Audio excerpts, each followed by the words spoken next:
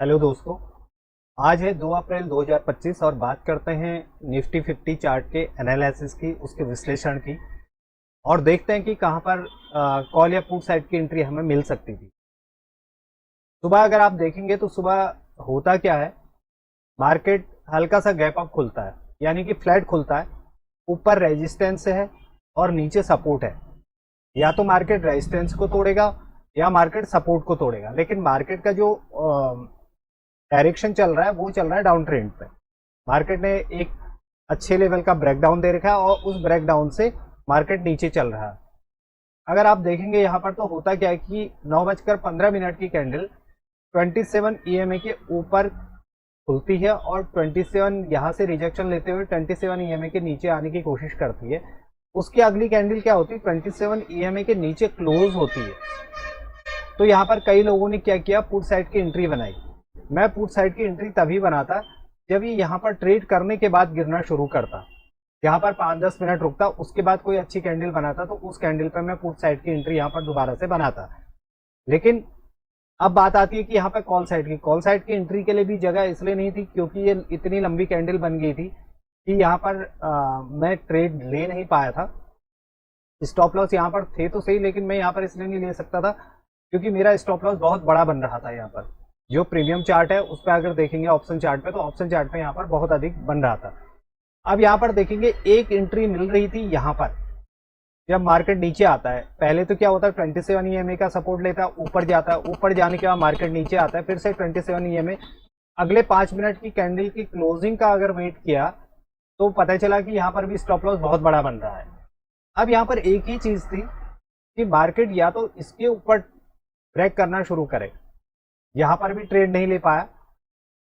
यहाँ पर आने के बाद मार्केट क्या करता है, यहाँ से रेजिस्टेंस लेता है और नीचे आता है। मैंने कल के वीडियो में अगर आप देखेंगे तो वहां पर देखेंगे मैंने आपको बोला था कि मैं अगर कॉल साइड को अगर जाऊंगा तो यहाँ मार्केट जब ट्रेड करेगा मैं उसके बाद यहाँ जाने की कोशिश करूंगा। और तब क्या करना है, मार्केट को हाई को ब्रेक करना शुरू करना है। ये वाला हाई जब ब्रेक करना शुरू होता तो यहाँ पर एक एंट्री बनाई जा सकती थी। लेकिन अगर आप देखेंगे तो यहाँ पर मार्केट क्या हो रहा है, यहाँ से मार्केट नीचे आता है, नीचे आने के बाद फिर से ऊपर जाने की कोशिश करता है, फिर वहीं आता है, फिर ऊपर जाने की, लेकिन यहाँ पर ब्रेक किया ही नहीं। यहाँ पर मार्केट ब्रेक कर ही नहीं पा रहा था। यहाँ पर जब मार्केट ने एक ही टाइम यहाँ पर इंडिकेशन दिया था, वो मैंने अभी लास्ट टाइम पे 2:55 की कैंडल पे एंट्री मारी थी और मैं इस कैंडल में बाहर आया था, जबकि वहां पर मुझे 15-20 पॉइंट यहाँ पर मिले थे। और यहाँ पर जो स्टॉप लॉस बन रहा था वो 5 पॉइंट का बन रहा था और 20 पॉइंट यहाँ पर मिल गए थे। उसके बाद उससे पहले मुझे कहीं पर भी ऐसा यहाँ पर अपॉर्चुनिटी नहीं मिलेगी जहाँ पर मैं एंट्री मार सकता था, क्योंकि जब तक हाई ब्रेक होना शुरू नहीं होता तब तक हम उस पर एंट्री मार ही नहीं सकते हैं। और मेरा टारगेट था यहाँ पर तक का। ये मैंने कल भी बताया था कि पहला टारगेट हमारा यह होगा। अगर मार्केट, अगर कल की अगर बात करें, कल को निफ्टी 50 के एक्सपायरी है, मार्केट अगर कल को यहाँ ट्रेड करेगा, यहाँ ट्रेड करने के बाद वो कोई भी जो हाई बनाएगा अगर उसको निकालने की कोशिश करेगा तो हम उसके बाद जा सकते हैं। वो भी कहाँ तक जा सकते हैं, 23,450 तक। यहाँ पर तक का हमारा टारगेट होना चाहिए। उसके अलावा यहाँ पर अभी कॉल साइड को नहीं जा सकते क्योंकि मार्केट आज दिन भर साइडवेज थी। और सबसे बड़ी मुश्किल होती है जब साइडवेज मार्केट होती है, यहाँ पर कोई भी ट्रेडर सबसे ज्यादा फंसता है। तो हमेशा ध्यान रखिएगा कि जब मार्केट ने यहाँ से रेजिस्टेंस लिया, ये लो बनाए, या तो लो ब्रेक करना शुरू कर दें, यहाँ से लो ब्रेक करता तो आप उस पर एंट्री मार सकते थे। अब बात करेंगे यहाँ पर, अगर आप देखेंगे ना इस वाली कैंडल पे 12:55 की अगर आप कैंडल देखेंगे तो ये लो ब्रेक नहीं कर रही है, ये लो ब्रेक हुआ ही नहीं है इसका। इसके अगर आप पुट साइड का चार्ट को अगर मैं अभी आपको दिखाऊंगा तो आपको पता चलेगा कि यहाँ पर एंट्री मारने के लिए जगह ही नहीं थी। मार्केट इसके ऊपर ट्रेड कर रहा था, उसके बाद एक चांस मिला था यहाँ पर, या तो आप इस वाली कैंडल पे एंट्री मारते। इस वाली कैंडल ने कंफर्मेशन भी दी थी। अगर मैं अभी ऑप्शन चार्ट पे दिखाऊंगा आपको तो आपको पता चलेगा कि हाँ भाई कंफर्मेशन होती क्या है, किस तरह से कंफर्मेशन का ऑब्जर्वेशन किया जा सकता है। 2:55 की कैंडल पे अगर आप देखेंगे तो आपको पता चलेगा। अब मैं सीधे आपको ऑप्शन चार्ट पे लिए चलता हूँ तो आपको उसमें दिखाई देगा कि कहाँ पर हमारी एंट्री बन सकती थी। अब यहाँ पर अगर सुबह का अगर ट्रेड देखते हैं, सुबह होता क्या है कि ये है 23,250 की पुट कॉल का चार्ट है और ये 23,350 की पुट का चार्ट है। 23,350 ये टारगेट है 6250 जो था वो सपोर्ट लेवल था। अगर यहाँ पर देखेंगे, यहाँ पर होता क्या है, जो 9:15 की कैंडल है वो इंडेक्स में तो नीचे ब्रेक हो जाती है और नीचे क्लोजिंग भी होती है। अगर आप देखेंगे यहाँ पर, अगर ऑप्शन चार्ट में देखेंगे तो ऑप्शन चार्ट में नीचे ब्रेक तो होती है लेकिन नीचे क्लोजिंग नहीं होती है, जबकि इतनी अच्छी क्लोजिंग मार्केट में हो रखी है। तो इसका मतलब यह है कि यहाँ पर कुछ न कुछ तो चल रहा है। यहाँ पर एंट्री पुट साइड को नहीं मार सकते। और पुट साइड के चार्ट को अगर आप देखेंगे, ये पुट साइड को आता है, पुट साइड को क्या होता है, ऊपर क्लोजिंग मिलती है।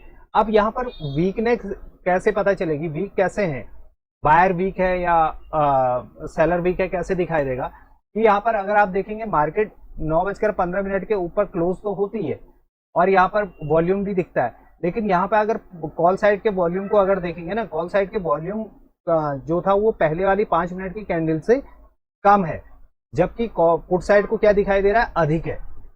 अगर नेक्स्ट वाले में मैं अभी दूसरे वाली कैंडल पे भी दिखाऊंगा, वहां पर भी आपको वॉल्यूम दिखाई देगा। और दूसरी इंडिकेशन क्या कर रहा है, 9:15 की जो कैंडल है, अगर इसने नीचे ही आना था तो भाई अगर बायर अगर वीक थे तो इसको नीचे क्लोज कर देना था, क्योंकि बहुत अच्छी कैंडल बनी थी और खास तौर से प्रीमियम तो वैसे भी बहुत जल्दी गिरता है। उसके बाद क्या होता है, यहाँ पे 27 EMA के पास आता है। 27 EMA के पास आने के बाद कैंडल ऊपर क्लोज होती है, अगली कैंडल जो क्लोज होती है वो फिर से ऊपर हो जाती है। अब आप यहाँ पे अगर स्टॉप लॉस देखेंगे 98 और स्टॉप लॉस बन रहा है 67, यानी कि 20-30 पॉइंट का स्टॉप लॉस बन रहा है, तो वो भी यहाँ पर कुछ नहीं हो सकता था। अब यहाँ पर देखिएगा मार्केट क्या करता है, ये हाई को ब्रेक करने की कोशिश करता है। कौन सी वाली कैंडल में, इस कैंडल पे, इस कैंडल में ब्रेक करने की कोशिश करता है, लेकिन प्रीमियम इसकी इस वाली कैंडल पे जो सेकंड लास्ट कैंडल है ऊपर से आते इसमें, इसके ऊपर क्लोज नहीं करता है, 125 के ऊपर क्लोज नहीं करता है। अगर यहाँ पर क्लोज करता, रीचेक करने आता, उसके बाद ब्रेक करना शुरू करता, तो मैं यहाँ पर एक कॉल की एंट्री बना सकता था, लेकिन यहाँ पर ऐसा कुछ मिला नहीं। उसके बाद अगर आप देखेंगे तो मार्केट पूरी तरह से साइडवेज रहा, जहां पर भी एंट्री मारते हैं तो वहां पर क्या होता है कि आपके स्टॉप लॉस खाने शुरू हो जाते हैं। अब यहाँ पर मैं जो 12:55 की कैंडल बोल रहा हूँ, तो 12:55 की कैंडल अगर आप ऑप्शन चार्ट में देखेंगे तो कैसी कैंडल बन रही है, ग्रीन कैंडल बन रही है। और यही चीज अगर आप पुट साइड को देखेंगे, ये पुट साइड को देखेंगे 12:55 की कैंडल, तो रेड क्लोज हो रही है, यानी कि यहाँ पर यह है, यहाँ पर सपोर्ट है, ये एक बहुत बढ़िया सपोर्ट है जहां पर से मार्केट नीचे नहीं गिर पा रहा है। तो अब बात आती है कि शाम को कैसे यहाँ पे आइडेंटिफाई किया मैंने। अगर आप देखेंगे तो ये मेरा हाई था, ये वाला एरिया हाई था, ठीक है। अगर इस कैंडल को देखेंगे 2:40 2:40 में क्या होता है, 2:40 कैंडल ऊपर बनती है। यहाँ पर पुट साइड को देखिए वॉल्यूम गिरा हुआ है, कॉल साइड को देखिए वॉल्यूम बढ़ा हुआ है। यहाँ दोनों साइड को जो है वॉल्यूम जो है पैरेलल है, ऐसा नहीं कि एक में कम एक से अधिक, ऐसा नहीं है। अगर इस वाली कैंडल पे भी अगर एंट्री मारते हैं, ये आपकी एंट्री होगी 90 पे, तो आपका स्टॉप लॉस बन गया 83, यानी कि 7 पॉइंट का यहाँ पर आपको स्टॉप लॉस रखना है। कि वो क्यों रखना है, होने के लिए तो स्विंग लो आपका स्टॉप लॉस होना चाहिए था, ये होना चाहिए था। तो अब क्या है कि यहाँ पर अगर आप रिस्क मैनेजमेंट के हिसाब से अगर देखते हैं, आप अपने सेटअप के हिसाब से अगर देखेंगे तो आप अपने हिसाब से वहाँ पर स्टॉप लॉस लगा सकते हैं। लेकिन मैं छोटा स्टॉप लॉस लेना चाहता हूँ ताकि मैं छोटे स्टॉप लॉस पे निकल जाऊँ, क्योंकि मैं स्कैल्पिंग ट्रेडिंग करता हूँ, मैं कोई पोजिशनल ट्रेडर नहीं हूँ। मैं स्कैल्पिंग, क्योंकि मैं ऑप्शन बायर हूँ तो मुझे छोटा स्टॉप लॉस चाहिए और 1/2 या 1/3x मुझे यहाँ पर मिल जाए। उसके अलावा मैं यहाँ पर बहुत अधिक ट्रेड करने की कोशिश नहीं करता हूँ। अगर आप देखेंगे, या तो मैंने इस कैंडल पे एंट्री मारता, लेकिन इस कैंडल पे एंट्री मारने के लिए क्या था, यहाँ पर हाई था, ये ब्रेक नहीं हो पा रहा था। लेकिन कंफर्मेशन मुझे कहाँ से मिली, अगर आप देखेंगे ये जो कैंडल है, अगली जो 2 रेड कैंडल बनती हैं, ये 2 रेड कैंडल नीचे तो आती हैं, इस वाले प्राइस से नीचे आती हैं, लेकिन यहाँ प्रीमियम नहीं गिरता है। अगर इस कैंडल से नीचे अगर आना था तो प्रीमियम गिरना था। और यहाँ पर अगर आप देखेंगे, ये देखिए, ये जो रेड कैंडल बनती है, ये 2 ग्रीन कैंडल बनती हैं। जब इंडेक्स में 2 रेड कैंडल बनी है तो इसका मतलब तो यह होना चाहिए प्राइस इसके 109 रुपये के ऊपर क्लोज होना चाहिए था, तो 109 के ऊपर क्लोज नहीं हुआ। इसके बाद ये वाली कैंडल अगर देखेंगे 2:55 की कैंडल अगर आप देखेंगे तो इसमें क्या है, कॉल साइड के चार्ट में भी और पुट साइड के चार्ट में भी दोनों में वॉल्यूम इंक्रीज हुआ है, डिस्क्रीज नहीं हुआ है, दोनों में वॉल्यूम इंक्रीज हुआ है। और यहाँ पर अब संभावना है कि शाम का समय है तो मार्केट एक बार यहाँ से निकल सकता है। 95 में एंट्री और 87 पे हमारा स्टॉप लॉस, वही 7 रुपये का स्टॉप लॉस। 7 रुपये के बाद क्या हुआ, मार्केट टारगेट तक भी गया, 118 तक गया, लेकिन मैं अगले 5 मिनट का वेट कर रहा था। तो अगले 5 मिनट में 114 में जब क्लोज हुआ तो मैंने अपने ट्रेड को यहाँ पर काट दिया और मैं उससे बाहर आ गया। तो जब भी आप चार्ट को देखते हैं तो चार्ट को अगर प्रॉपर रीड करेंगे तो आपको समझ में आएगा कि हमें कहाँ पर एंट्री लेनी है, हमारा रिस्क मैनेजमेंट क्या होना चाहिए, हमें स्टॉप लॉस कितना देना चाहिए।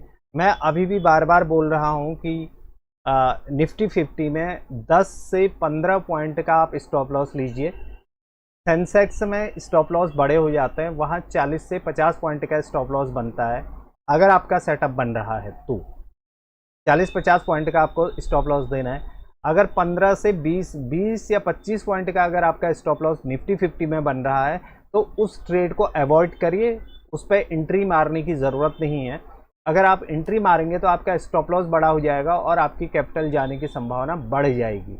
इसलिए कोशिश करिए कि हमेशा आप अपने स्टॉप लॉस को छोटा रखिए, 2x या 3x लेने की कोशिश करिए। यहाँ पर जो था मेरा 95 में 7 रुपये का स्टॉप लॉस था, उसके बाद 7 रुपये के स्टॉप लॉस के बाद अगर आप देखेंगे तो यहाँ पर से आपका मैं आया हूँ 114 पे, यानी कि 2x मुझे यहाँ पर मिल जाता है, आराम से मिल जाता है। और ये स्कैल्पिंग ट्रेड के लिए बहुत बढ़िया है कि मैं 7 पॉइंट अपना स्टॉप लॉस देता हूँ और 14 पॉइंट में अगर कमा रहा हूँ तो ये बहुत अच्छी मेरी अपनी स्ट्रेटजी है, मैं उसी पे काम करता हूँ और कोशिश करता हूँ कि वही चीज़ आपको सिखाने की कोशिश करूँ।